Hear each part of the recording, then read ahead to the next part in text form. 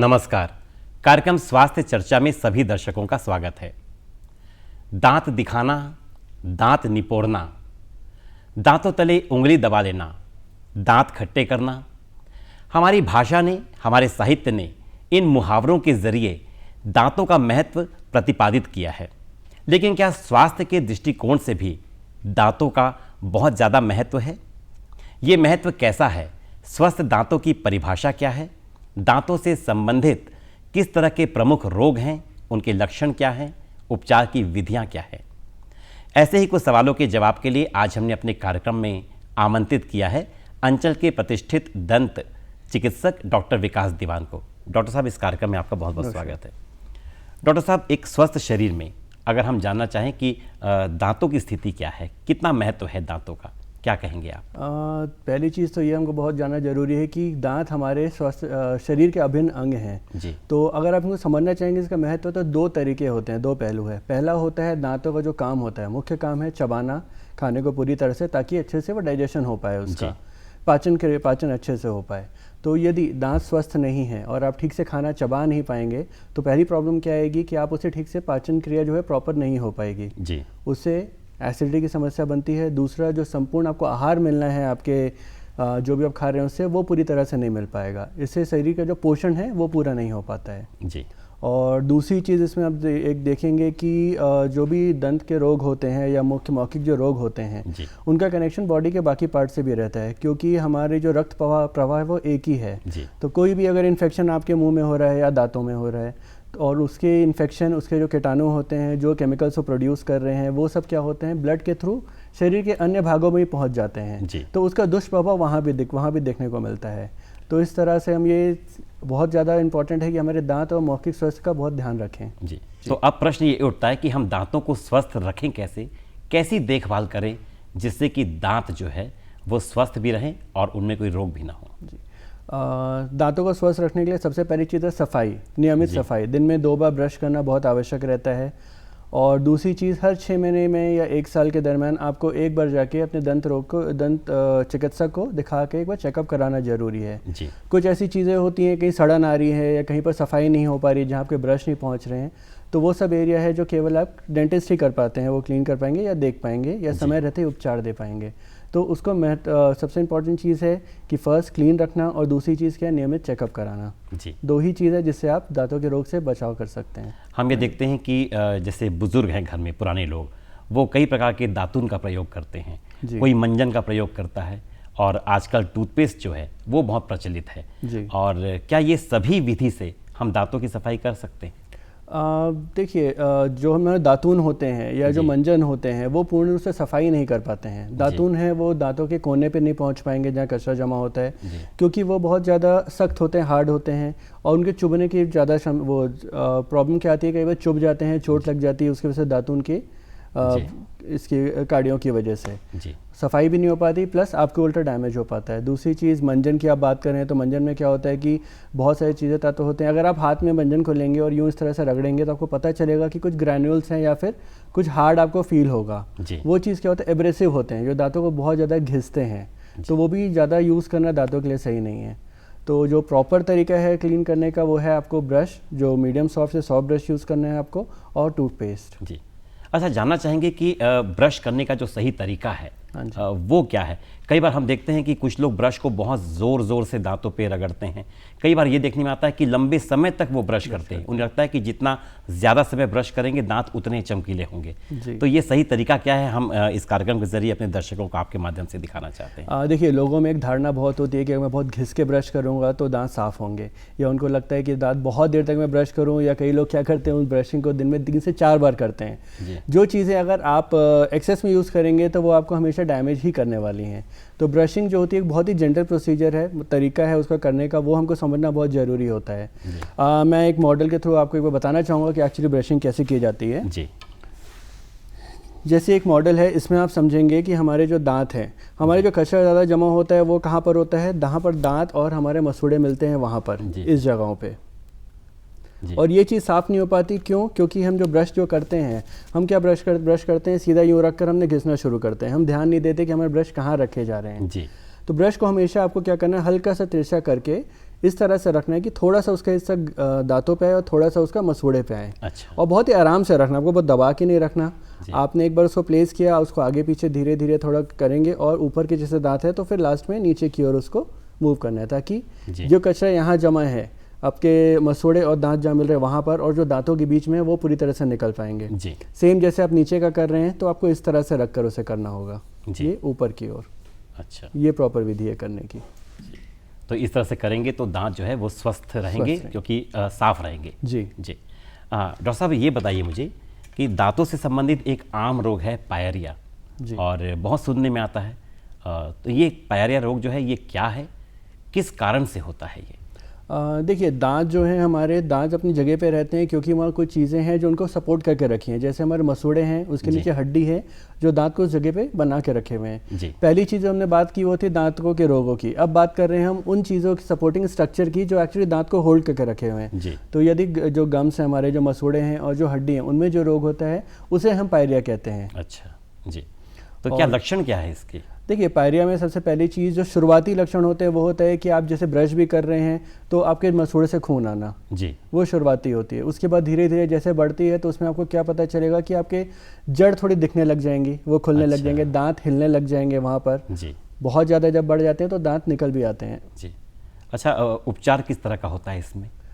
शुरुआती जो पायरिया होती है उसमें हम केवल सफाई से, ब्रशिंग से और एक प्रॉपर डेंटिस्ट के पास जाके क्लीन करके उसको रोक सकते हैं। प्लस आपको फॉलोअप प्रॉपर करना पड़ता है, जिसमें सफाई रखनी है, हर 6 महीने 1 साल में जाके चेकअप कराना होता है। जी। जिन केसेस में बढ़ चुका है पायरिया, तो कुछ ऐसे केसेस है जहाँ पर उनको सर्जरी की आवश्यकता पड़ती है पूरी तरह से इन्फेक्शन को ख़त्म करने के लिए, और कुछ बहुत सीवियर केसेस होते हैं उनको दांत निकालना ही पड़ता है, कोई और ऑप्शन नहीं रह जाता है। जी। कई बार देखने में आता है कि अगर मसूड़े से खून आ रहा है और क्योंकि नियमित अगर नहीं आ रहा है तो लोग लापरवाही करते हैं और नज़रअंदाज करते हैं इसको, और फिर कभी 2-3 महीने के बाद में ऐसा खून आया तो इस तरह से एक लंबा समय बीत जाता है। तो क्या ये लापरवाही बहुत ज़्यादा नुकसानदायक हो सकती है? देखिए, आप कोई भी चीज़ को पनपने के लिए बहुत समय देंगे तो वो बढ़ती ही जाएगी। शुरू में शायद मान लीजिए थोड़ा सा एक हिस्सा ही होगा जहाँ से आपको पायरिया शुरू होगा, आपने नज़रअंदाज कर दिया कि अच्छा ठीक है मंजन रगड़ लेता हूँ मैं, वो भी चल जाएगा काम, खून रुक जाएगा, ये लौंग लगा लेता हूँ, कुछ दिन राहत मिल जाती है, फिर कुछ महीने बाद फिर से होती है वो चीज़, फिर ब्लीडिंग शुरू होती है। अब हो सकता है कि वो ज़्यादा बड़े एरिया में हो या पहले से ज़्यादा हो, तो धीरे धीरे धीरे कोई भी चीज़ को आप समय देंगे तो वो इन्फेक्शन बढ़ता जाएगा। अच्छा, नसों की बात करते हैं कि नसों का जो रोग है दांतों में वो किस तरह का रोग होता है और उसके क्या कारण होते हैं? देखिए, नसों का रोग बेसिकली होता है कि दांतों के 3 लेयर होते हैं, बाहर का एनामल, फिर डेंटिन, फिर अंदर जो होते हैं पल्प, जिसको हम नस कहते हैं। जी। तो जो भी सड़न अगर शुरू होती है बाहर के सरफेस से, दांतों के बाहर के एरिया से, वो धीरे धीरे जब नसों पे पहुंच जाती है, उसका इन्फेक्शन होता है तो वो नसों की समस्या क्रिएट करती है। इसमें क्या होता है, लोगों को दर्द होना शुरू होगा, जो हो सकता है पहले धीरे पे दर्द हो या कभी कभी हो, थोड़ी देर के लिए हो, धीरे धीरे वो बढ़ता जाता है। जी। दर्द ज़्यादा समय रहने लगेगा, ज़्यादा तेज़ हो जाएगा, और बहुत ज़्यादा लापरवाही करने पे वहाँ पर पस बनना, जिसे पीप कहते हैं, वो बननी शुरू हो जाती है। अच्छा। ये सब जो है वो नसों के ही जो समस्याएं हैं वो दर्शाती हैं। इसके लिए भी कोई सर्जरी चाहिए होती है या फिर केवल दवा से इसका इलाज हो सकता है? देखिए, इसका जो इलाज है केवल दवाई से नहीं हो सकता। दवाई से केवल आप इन्फेक्शन को कुछ हद तक कंट्रोल कर सकते हैं। जी। उसके लिए एक उपचार होता है जिसको बोलते हैं रूट कैनाल ट्रीटमेंट, आम भाषा में उनको RCT बोलते हैं या नसों के इलाज कहते हैं। ये उसके थ्रू उसके पूरे इन्फेक्शन को ख़त्म किया जाता है और उसके बाद उसमें फिलिंग करके कैप की जाती है दांतों में। अच्छा, आम आदमी की धारणा है कि अगर रूट कैनाल फिलिंग कराना है, ट्रीटमेंट करवाना है तो ये बड़ा लंबा समय लेता है, लंबी प्रक्रिया है। तो कितनी लंबी प्रक्रिया होती है और क्या हर बार ये प्रक्रिया लंबी होती है कि अलग अलग केस में जो है इसकी अवधि जो है वो अलग अलग होती है? देखिए, शुरुआत वही चीज़ है कि जैसे आपने लापरवाही की तो जितना समय आपने लापरवाही की उतना समय आपको इलाज के लिए देना पड़ेगा। जी। तो आज की जैसे हमारी टेक्निक जितनी डेवलप हो चुकी है, रूट कैनाल बहुत कम अवधि में भी कंप्लीट किया जा सकता है। सिंगल सिटिंग रूट कैनाल्स भी होते हैं। अच्छा। जिनमें एक बार में ही क्लीन करके फिलिंग की कर दी जाती है। ये भी आज अवेलेबल है। दूसरी चीज़ होती है, अगर इन्फेक्शन बहुत ज़्यादा है, जल्दी नहीं जा रहा है, तो हमें उस समय के लिए बार बार दवाइयाँ यूज़ करके उसे दवाइयाँ खाने के लिए नहीं, दवाइयाँ दांतों के अंदर प्रयोग करके उस इन्फेक्शन को ख़त्म करना पड़ता है। तो उस समय हमें जो ड्यूरेशन या अवधि रहती है वो बढ़ जाती है इलाज की। अच्छा, जानना चाहेंगे आपसे, एक बड़ी आम भाषा में सुनते आए हैं बचपन से, दांतों में कीड़ा लगना। तो ये दांतों में कीड़ा लगना जो है ये क्या है और चिकित्सा विज्ञान क्या कहता है, चिकित्सा की भाषा में क्या है? दांतों में कीड़ा लगना बेसिकली जो होता है कोई भी किसी प्रकार का इन्फेक्शन है या संक्रमण जो दांतों पे हो रहा है वो दांतों में कीड़ा लगना होता है, जिसमें कीटाणु अच्छा। ही होते हैं जो मौजूद होते हैं। जी प्रॉपर सफाई नहीं रखने की वजह से जो कीटाणु पनपने लगते हैं वो इन्फेक्शन करते हैं, जिससे हम बोलते हैं दांतों में कीड़ा लगना या डेंटल केरीज। जी। डेंटल इम्प्लांट एक शब्द हम सुनते हैं इन दिनों बड़ा, जी और काफ़ी प्रचलित है, और हर दूसरा तीसरा व्यक्ति ऐसा मिल जाता है जो ये कहता है कि उसने कभी ना कभी डेंटल इम्प्लांट जो है करवाया है। डेंटल इम्प्लांट क्या होता है, किस स्थिति में ये ज़रूरी हो जाता है? देखिए, डेंटल इम्प्लांट जो है अभी काफ़ी लेटेस्ट टेक्निक है हमारी कृत्रिम दांत लगाने की। जी जो पहले हम दांत लगाया करते थे, हम क्या करते थे, कहीं दांत एक नहीं है तो आसपास के दांतों को छोटा करके उनसे सपोर्ट लेके हमको बनाना पड़ता था। जी तो वो चीज़ से क्या होता था, आसपास के जो दांत हैं उनको हम डैमेज करते थे, ख़राब करते थे, क्योंकि हमको उसको कैप करना पड़ता था साथ में। जी पर डेंटल इम्प्लांट जो है उसमें क्या होता है कि हमें आसपास के दांतों का सपोर्ट नहीं लेना है। इसमें एक स्क्रू जैसी एक चीज़ होती है जो टाइटेनियम की बनी होती है, जी। उसे हड्डी में अंदर प्लेस कर दिया जाता है, डाल दिया जाता है। अच्छा। वो आपकी जड़ की तरह काम करती है और उसके ऊपर आप कैप फिट करते हैं, मतलब कृत्रिम जड़ कृत्रिम जड़, और उसके बाद उसके कृत्रिम ऊपर दांत। दांत। ये अच्छा, कैपिंग भी की जाती है, तो ये कैपिंग कब और क्यों ज़रूरी हो जाती है? देखिए, ज़्यादातर जो कैपिंग है वो करनी पड़ती है रूट कैनाल ट्रीटमेंट के बाद, जो नसों के इलाज के बाद। जी। कारण ये है कि इन्फेक्शन के बाद दांत कमज़ोर हो जाते हैं और हम नस के इलाज करने के बाद एक तरीके से दांत जो होते हैं हमारे वो डेड होते हैं अंदर, क्योंकि नसें नहीं होती हैं उसकी, तो उसके वीक हो जाते हैं, कमज़ोर हो जाते हैं। तो उनको हमेशा अपनी जगह पे बनाए रखने और उसका फंक्शन प्रॉपर करने के लिए हमें उसका कैप करना पड़ता है। जी। अच्छा, कई बार देखते हैं कि कृत्रिम दांत लगाने से लोग बचना चाहते हैं जी और उन्हें लगता है कि रोज़ दांत निकालो सोते समय और फिर सुबह उठ करके लगाओ, और एक मतलब इरिटेट होते हैं लोग बहुत ज़्यादा इससे। तो क्या कृत्रिम दांत से बचने का कोई और उपाय है, या कृत्रिम दांत अगर लगाते हैं तो किस तरह की सावधानियों से लोग जो है सुविधाजनक ढंग से अपनी दिनचर्या पूरी कर सकते हैं? देखिए, कृत्रिम दांत लगाना बहुत ज़्यादा ज़रूरी होता है, बिकॉज आप खाना नहीं खा पाएंगे पहली चीज़ बिना जी। दांतों के। तो जो प्रॉब्लम है, हमने बात की, चर्चा की जिस विषय पे कि जी। प्रॉपर आहार नहीं मिल पाना, वो सब पोषण नहीं चीज़ें, मिल पाएगा। पोषण नहीं मिल पाता, वो दिक्कत हो सकती है। जी। अब रही बात दांत, जो कृत्रिम जो डेंचर होते हैं, जैसे ये है, जी। ये डेंचर आपको लगाना पड़ता है पेशेंट अच्छा। को। लगाते हैं, रात को निकाल के उसे पानी में रखते हैं, फिर सुबह वॉश करके लगाना होता है। ये जो है बेसिक डेंचर काफ़ी सालों से चल रहा है। आज की डेट में एडवांसेस इतने हो चुके हैं, जो हमने आपने इम्प्लांट की बात की हमने, जी। कि इम्प्लांट से हमने एक दांत लगाया या कुछ दांत लगाते हैं, उसी तरह आज हम इम्प्लांट के सपोर्ट से पूरी तरह से ये 32 है वो जी। फिक्स कर देते हैं। अच्छा। तो उस केस में क्या होता है, उसे डेली निकालना नहीं पड़ता है, वो अपनी जगह पे बने रहते हैं हमेशा, जी। जैसे नेचुरल दांत हो उस तरह से। मतलब एक स्थायी जो दांत होते हैं जी। बिल्कुल उसी तरह से काम जी। करते हैं। जी। अच्छा, कई बार देखने में आया, जैसे आपने कहा कि कभी 1 या 2 दांत जो है वो भी लगाए जा सकते हैं। हाँ जी। तो कई बार देखने में आता है कि लोग अपनी पसंद के दांत भी लगवाना चाहते हैं। जी। और कई बार देखा है कि अगर दांत स्वस्थ हैं, इसके बावजूद कहीं ना कहीं एक जो प्रदर्शन की प्रक्रिया चल रही है इन दिनों, हाँ तो लोग तो ऐसी स्थिति में एक स्वस्थ दांत, स्थायी दांत को निकाल करके हाँ जी। भी लोग जो है कृत्रिम दांत लगाते हैं। जी। तो क्या इससे बाकी दांतों के स्वास्थ्य पर कोई असर पड़ता है, या इसकी प्रक्रिया कुछ इस तरह की है कि नया दांत भी लग जाए कृत्रिम और बाकी दांत भी स्वस्थ रहें? देखिए, अभी जितने भी लेटेस्ट टेक्निक के हिसाब से हम जो काम करते हैं उसमें आसपास के दांतों को कोई भी नुकसान नहीं होता है। जी। तो रही बात कृत्रिम दांत लगाने की, कृत्रिम दांत कभी भी लगाएं तो केवल दिखावे के लिए लगाने से ज़्यादा ज़रूरी है उसके फंक्शन के लिए लगाना, जी। कि क्या वहाँ पर वो ज़रूरी है। पहली चीज़ जी। कि दांत इतना डैमेज हो चुका है कि उसको निकाल के हमें दूसरा दांत लगाने की आवश्यकता है, जी। या पुराने जो दांत है, जो वहाँ पर दांत है, उसको हम ठीक करके उसको सही कर सकते हैं, उस पर कैप लगा सकते हैं। तो वो एक चीज़ होती है, वो आपको अपने डेंटिस्ट पे छोड़ना चाहिए कि वो डिसाइड करें कि क्या करना सही है। जी। जी। और अक्सर देखा जाता है कि लोग खुद अपनी इच्छा से और जी। अपनी चाहत से पहुंचते हैं कि मुझे ये चाहिए। जी। जी। तो ये बहुत अच्छी बात आपने बताई इस कार्यक्रम के जरिए। सभी दर्शक जो ये कार्यक्रम देख रहे हैं, आप अपने चिकित्सक के पास जाते हैं दांतों से संबंधित किसी भी परेशानी को लेकर के या किसी अपनी इच्छा को लेकर के, तो वहाँ पर जो आपके दंत विशेषज्ञ हैं उनकी राय बहुत महत्वपूर्ण होती है। ऐसा ही एक कदम लोग बढ़ाते हैं स्माइल डिज़ाइनिंग के लिए। आजकल ये बड़ा आम है कि अपनी स्माइल को डिज़ाइन करवाने के लिए वो चिकित्सक के पास पहुँचते हैं, दंत विशेषज्ञ के पास। स्माइल डिज़ाइनिंग क्या होती है, क्या प्रक्रिया होती है इसकी? स्माइल डिज़ाइनिंग बेसिकली क्या होता है, जैसे दांत कईयों के आगे टेढ़े हैं, आगे पीछे की तरफ हैं, या मसोड़ों का लेवल प्रॉपर नहीं है, जी हाँ। वो जिस स्तर पे होना चाहिए वहाँ पर नहीं है, तो क्या होता है सामने का जो लुक होता है, जो दिखावट होती है, वो पूरी बिगड़ जाती है। जी। तो उसकी वजह से क्या होता है कि हमें कोई लोगों की क्या होता है, ज़्यादातर जो कॉन्फिडेंस होता है वो कम जी। हो जाता है। यदि वो सही से स्माइल नहीं कर पाए या उनके दांत सही नहीं लग रहे हैं तो वो झिझकते हैं, कहीं भी जी सोशल हाँ। फंक्शन में जाएंगे, कहीं जाएंगे, बोलने से झिझकते हैं या स्माइल करने से झिझकते हैं। जी तो उस जगह हमारी चीज़ आती है, वो है स्माइल डिज़ाइनिंग है। जी वहाँ हम क्या करते हैं, क्या प्रक्रिया होती है, वो हर केस पर निर्भर करती है, अलग अलग कैसी समस्या है उस पर कैसा निदान करना पड़ता है। जी कई केस में बहुत कम है, हल्के दांत टेढ़े हैं या थोड़े कहीं से टूटे हुए हैं या हल्के काले पड़ गए हैं जी या मसूड़े सही नहीं है, तो वहाँ थोड़े फिलिंग करके या मसूड़ों का इलाज करके उसे सही किया जा सकता है। जी कुछ केसेस होते हैं जब बहुत ज़्यादा है, मतलब सिवियर जिसे हम कहते हैं, बहुत दांत बहुत टेढ़े हैं या पूरे बाहर की ओर निकले हुए हैं, तो वहाँ पर उस अनुसार ही ट्रीटमेंट प्लान करके उससे पूरा किया जाता है, जिसमें हो सकता है नए दांत लगाने पड़े,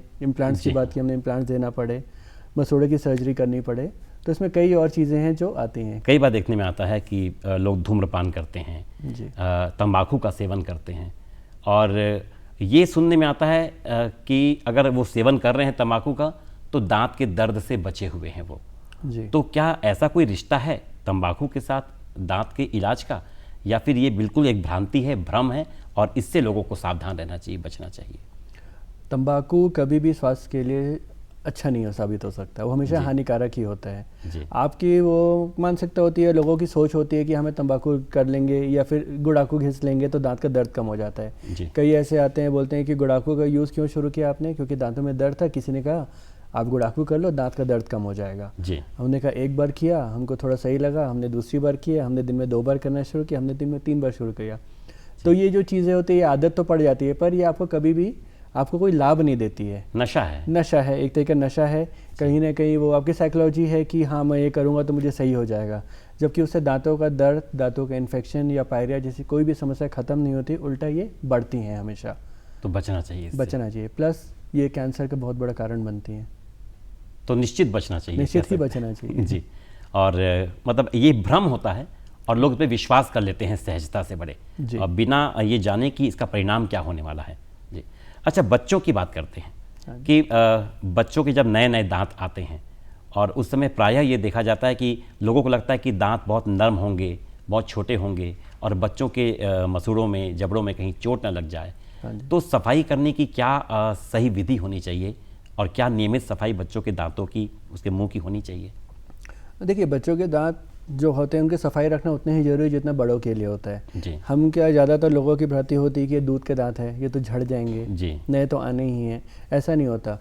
आप जो से दांत हैं आज बच्चों के निकले हैं, आप उसको साफ़ नहीं रखेंगे, वो सड़ेंगे। सेम उसी तरीके से फिर बच्चों को खाने में तकलीफ होगी, जी इन्फेक्शन होंगे, दर्द होगा, वो ज़्यादा बच्चों के लिए ज़्यादा प्रॉब्लम हो जाती है, क्योंकि वो कई ऐसी चीज़ें जो बोल नहीं पाते या उनको थोड़ा भी दर्द वो सह नहीं पाते, वो एक प्रॉब्लम होती जी है। तो इसीलिए सफाई रखना बहुत ज़रूरी है, जिसमें 2 बार ब्रशिंग करना ज़रूरी होता है बच्चों के दांतों के लिए, और उनके लिए अलग से स्पेशल ब्रशेस होते हैं, पेस्ट भी अलग आते हैं जो बच्चों की सफाई में हेल्प करते हैं। जी दूसरी चीज़, बच्चों में एक आदत डालनी बहुत ज़रूरी है कि कुछ भी खा रहे हैं आप, उसके बाद कुल्ला ज़रूर करें। जी कुल्ला वो करना बहुत ज़रूरी है, जैसे चॉकलेट्स बहुत खाते हैं या कोई भी स्टिकी रिफाइंड शुगर, जो बहुत ज़्यादा बेकरी की चीज़ें बहुत खानी उन्हें, जी जी जी पिज़्ज़ा, ये सब खाने के बाद कुल्ला करने की आदत डालना, और दिन में 2 बार सुबह और रात ब्रश करना, ये बहुत ज़्यादा महत्वपूर्ण है बच्चों के लिए भी। जी।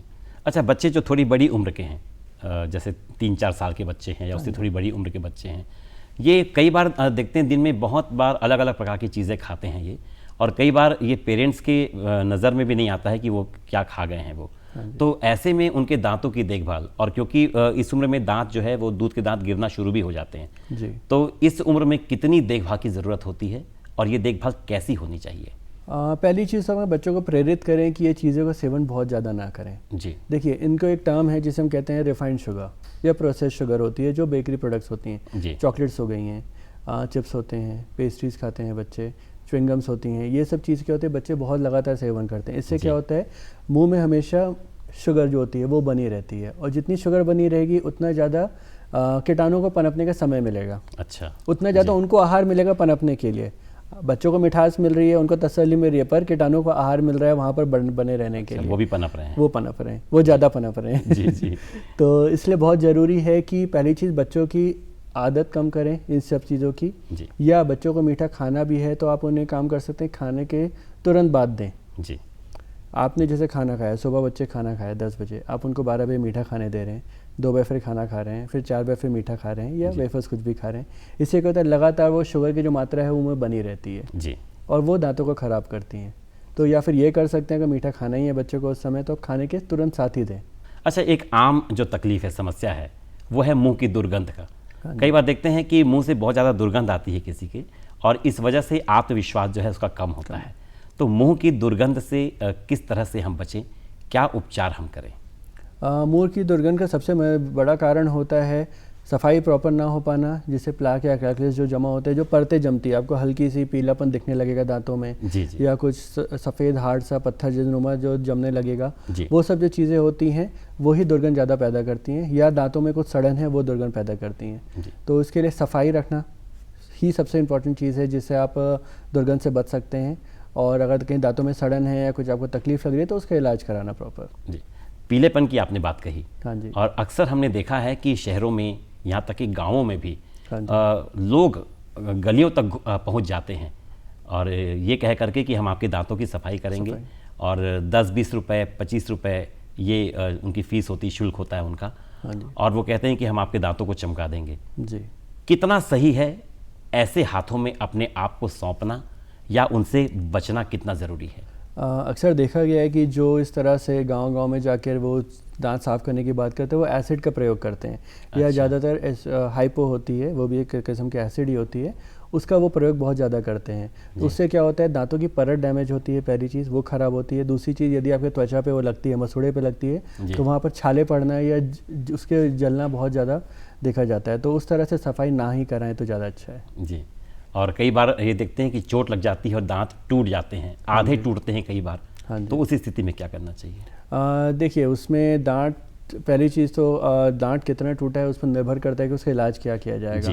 उसके लिए एक्सरे लेके ही आपको प्रॉपर डिसाइड कर सकते हैं कि क्या वो दांत बचाने लायक स्थिति में है, क्या नस का इलाज करके बचाया जा सकता है, या केवल इतना ही टूटा है कि उसको केवल हम सीमेंट से वापस दोबारा उतने हिस्से को बना सकते हैं। अच्छा, मतलब कई विकल्प हैं इसके। जी जी। लेकिन ज़रूरी ये है कि समय रहते हम चिकित्सक के पास पहुँचे। कई देखिए, कुछ लोगों के दांत निकल आते हैं, बच्चे खेलते रहते हैं, गिर जाते हैं, दांत निकल आते हैं। जी हाँ। तो उस केस में क्या होता है, दांत हम फेंक देते हैं बच्चे कि उसका क्या कर सकते हैं, या टूट गया है, बिल्कुल पूरी तरह से ख़त्म हो गया है। तो आप क्या कर सकते हैं, यदि दांत निकल गया तो जितने जल्दी हो आप अपने डॉक्टर पास लेके चले जाएँ उसे। दांत को लेकर? दांत को आप उसको दूध में रख के ले जा सकते हैं। अच्छा, दूध में या सलाइन में रख के ले जा सकते हैं। ज़्यादा है कि आप दूध में रख के ले जाएं। आप जल्दी अगर पहुंच जाएं तो दोबारा उस दांत को हम लगा सकते हैं, पर वो समय पर निर्भर करता है आप कितने जल्दी पहुंच रहे हैं। वो ये नई तकनीक भी है और वक्त के साथ कह सकते हैं कि बहुत ज़रूरी भी है। ज़रूरी है जी। और वक्त ये इशारा कर रहा है कि डॉक्टर साहब, इस कार्यक्रम में आपने आकर के आज दांतों से संबंधित कैसे देखभाल करनी चाहिए और क्या प्रमुख रोग हैं, लक्षण क्या हैं और किस तरह का उपचार किया जा सकता है, इन सारी बातों को हमारे दर्शकों तक इस कार्यक्रम के माध्यम से पहुंचाने के लिए हम आपका बहुत बहुत धन्यवाद करते हैं। बहुत धन्यवाद मुझे इस मंच देने के लिए, ताकि मैं अपनी बात यहाँ पर रख सका। जी, धन्यवाद।